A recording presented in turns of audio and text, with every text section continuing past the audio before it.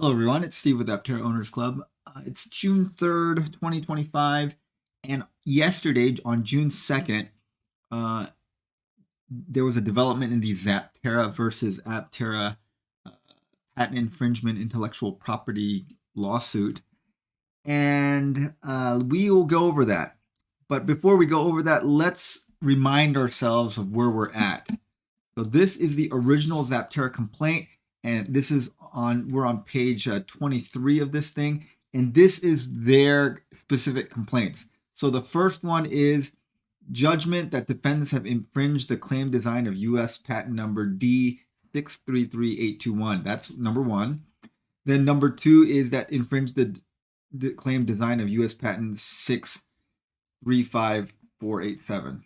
Okay, that's number two. Number three is that they have a permanent injunction from continuing to use these trade secrets without first obtaining permission and for them to pay royalty to them. Then there's the fourth cause of action, which is they want extra damages, exemplary damages.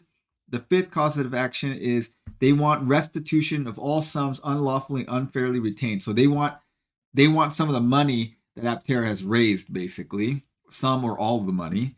Number six is they want any profits that were generated, which I'm guessing they mean the crowdfunding as well, and a permanent injunction from them insinuating ownership of the patents or otherwise engaging in communications likely to deceive the public as ownership of the same and soliciting investments without disclosing plaintiff's ownership of the patents. Then seventh cause of action is a declaration that they are the legal owner of the patents and the current iteration of the Aptera Motors vehicle infringes on the Zaptera patients. So those are the 7 complaints that they have. Okay, so let's go through what happened. So on March 14th, 2025, Aptera filed motion to dismiss and a motion to stay. Those are two different things. Again, I'm not a lawyer. This is my understanding of it. And I've actually reached out to Heather Meeker. If you guys remember, she's an intellectual property lawyer from the Bay Area that kind of walked us through the lawsuit when it first came out back 8 months ago. And so I've asked her if she would like to weigh in. And it sounds like she's really busy this week, but maybe next week she'll have time to weigh in on it. And we'll see how much of this we got right. So very gracious of her to do that. All right. So here's my understanding of what's going on. So they filed a motion to dismiss and a motion to stay. Motion to dismiss means that you just like get rid of the lawsuit. You just get rid of these complaints and say, you have no case. We're just going to get rid of it.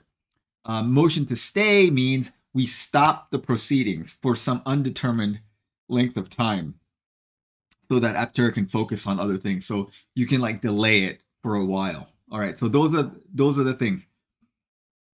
So most of the motions to dismiss were granted, but two, and arguably the two most important ones, were denied. So defendants' motion to dismiss the patent infringement claims, which are the first and second causes of action, the first and second complaints here, where they're saying that they infringed on these patents, this one and this one. That's probably the two most important dismissals. Those were denied. So that's going to go forward. And then motion to dismiss the trade secret misappropriation claim, third cause of action. That's this one, where where Zaptera wanted permanent injunction on them using any of this property that they claimed that they own.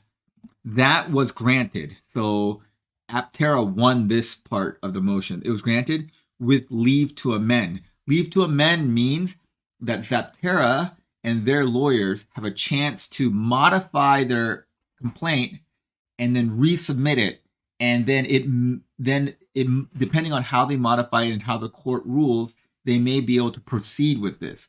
So that means this motion to dismiss was granted, but kind of provisionally. Like Zaptera has a chance to amend it and change it so that it can go forward. But currently, if they don't amend it, this part of the claim is denied. So it's going to be dismissed.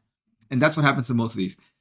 Declaratory judgment claim, seventh, is granted with leave to amend. So same. So the seventh cause of action is this one, to have the courts declare that they are the owner of the patent and that Aptera cannot use it anymore.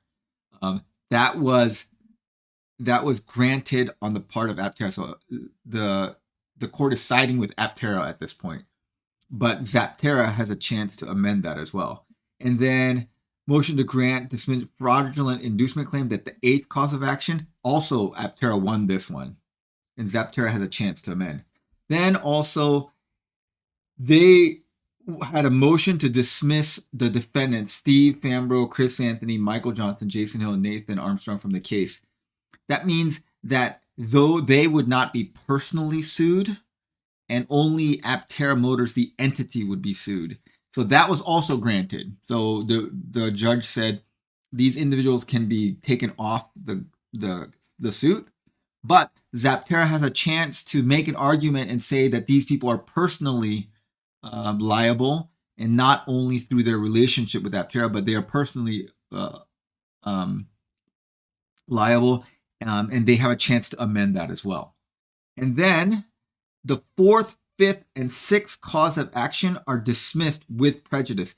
With prejudice means they can never bring it up. So it's dismissed with prejudice. That means they cannot amend it. They can't change it. They can't ever bring these complaints back against them. So 4, 5, and 6 dismissed completely.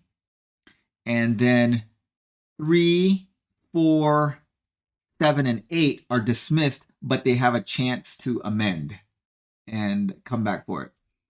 So based on the party stipulation and oral argument, the court dismisses with prejudice defendant Aptera assignment for the benefit of creditors LLC from the case. So this initially sounds good because it seems like Aptera has been dismissed from the case. However, this is Aptera, the first iteration of Aptera. This is the legal entity which liquidated like back in the day. And this is not Aptera Motors. Aptera Motors is the current company.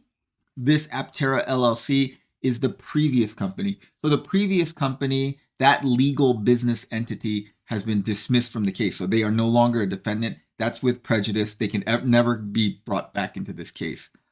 So you could read this and say, might be confused and says, oh, the court has absolved Aptera Motors, the current business entity, from the case. That's not the case. This is Aptera, the previous entity. Because if you read the original complaint, it's very clear that the current defendant is Aptera Motors, and this Aptera assignment for the benefit of creditors LLC, this is the previous company. And if you read the whole document, that becomes pretty clear. All right. Before its second amended complaint, plaintiff is ordered to propose his amendments by June 12th.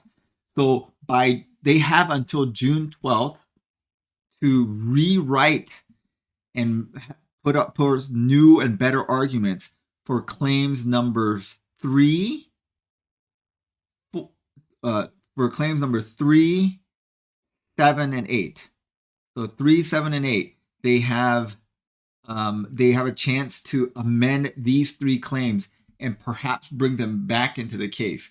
But they have only until June 12th to do that. And they must present that to the defendants.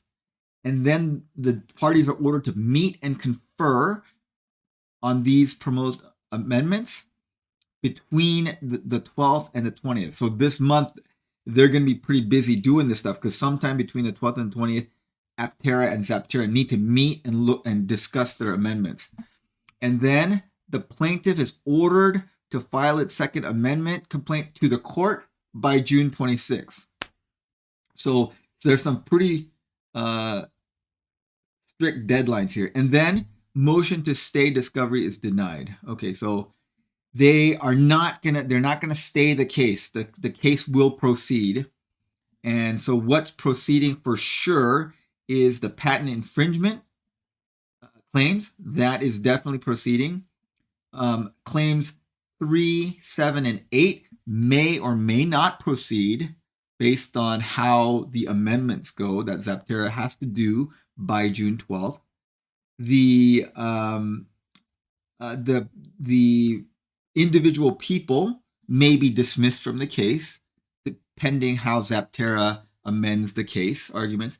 But then the fourth, fifth, and sixth cause of action are dismissed with prejudice. So those are off the table. So those were a complete win for Aptera, the fourth, fifth, and sixth cause. The third, seventh, and eighth are a preliminary win. And the first and second cause is a loss for Aptera in terms of getting it dismissed. So that part of the case will proceed for sure at this time. All right, so that's what we're going on. So most of Aptera's motions were granted, but probably the two most important motions were not granted. And that's going to proceed. So that's kind of the expected outcome here. These things, like Heather Meeker said, it's going to take years to resolve this thing. It's going to go back and forth, and it's going to take years to resolve. So I think we were hopeful that this would be a quick resolution, but that's not going to be the case. The patent infringement claims are going to proceed. The others may or may not proceed. These 3, 7, and 8, and then 4, 5, and 6 definitely are not going to proceed. Those have been completely dismissed by the court. So that's where we're at right now. A lot of stuff needs to happen on the legal front. Again, Zaptera must amend by the 12th. Zaptera and Aptera need to meet sometime between the 12th and 20th to discuss these amendments, and then the final amendments need to be submitted to the courts by June 26th. Okay, so that's what's happening. Again, I expect that this is going to be a years-long litigation and will not have a rapid end. And hopefully, Heather has some time next week to kind of go over it with us and give us her much more informed thought on this rather than my kind of internet sleuthing thoughts on this. So stay tuned for that. Hopefully we'll have that next week. All right. Thanks for watching, guys. Have a great day.